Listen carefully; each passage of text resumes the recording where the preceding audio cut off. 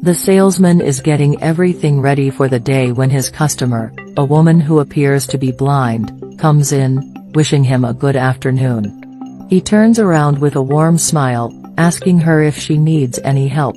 She came in hoping to sell that jewelry, and the man gets very excited about this. He runs his hand over her face to make sure that she won't react, and asks her how much she wants for those. She would like the modest sum of $10,000. The man thinks that she's crazy, but she tells him that she really needs that money, that she needs to pay her mortgage or else she'll lose her house. He'll give her the $10,000, telling her to wait there. She's very grateful for it, and then he takes some big chunks of paper that are bound by a rubber band and places them on top as if it were the money she asked for, saying that's right there in front of her. She thanks him for it, and as soon as she holds one, she asks him if that's the right amount. He gets a little offended by this, and so he tells her to take her jewelry back, that he'll keep his money. She begs him not to, that she needs that money. So he tells her to take it and beat it. She thanks him for doing this, and so he goes and takes a small plastic bag so that she can put the fake money inside, telling her that it was a pleasure doing business with her.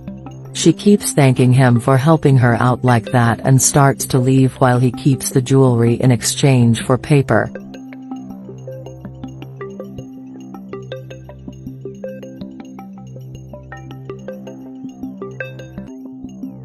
It looks like she's going to pay for her mortgage, and a man greets her there.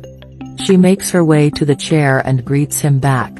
He asks her if she managed to raise the money she needed, and she says she did, that she's very happy that she managed to raise all the money she needed. He gets happy for her, saying that he'll count it down and then check.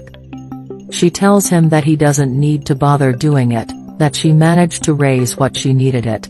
He'll check it anyway, and he can't believe that.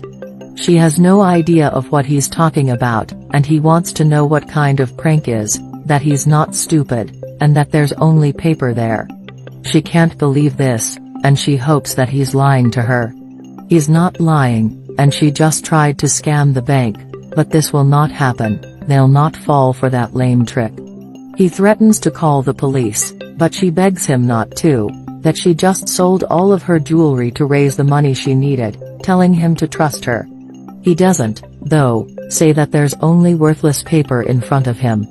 She can't believe that she got tricked, and she starts to get desperate for what she should do now, that she'll lose her house.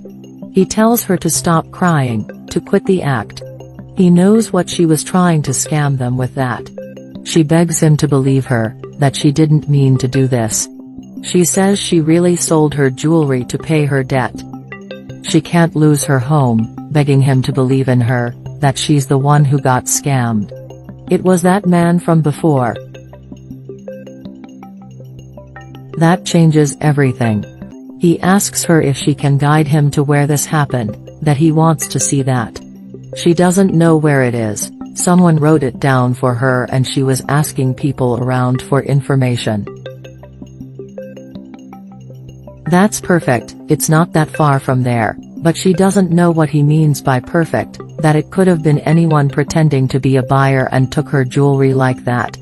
She'll lose everything? He tells her to calm down, that he'll call the police right now and deal with this. She can't calm herself down yet, and he called the police, telling them that he needs their help with something very serious.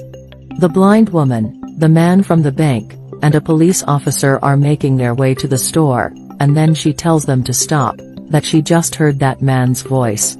The police officer goes straight to the man and starts to take him away.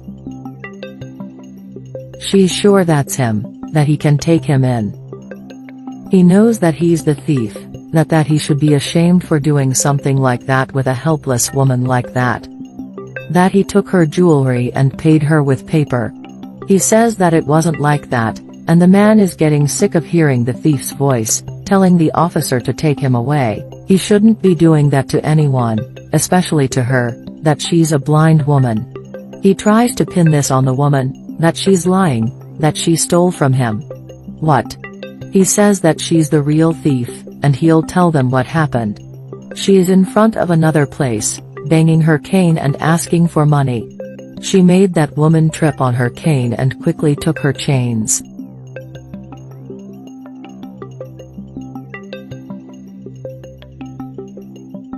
The woman gets up and tells the blind woman to be more careful with her cane, that she made her trip. She's sorry for that. The man says he didn't do anything, and that's her cue to try to run as fast as she can. The officer goes after her, and the man is sorry for misjudging him like that. He knows that he did that because of how he looks, and that he needs to know the context before he judges other people. He let himself trust that woman, but he needs to go now and talk to his manager.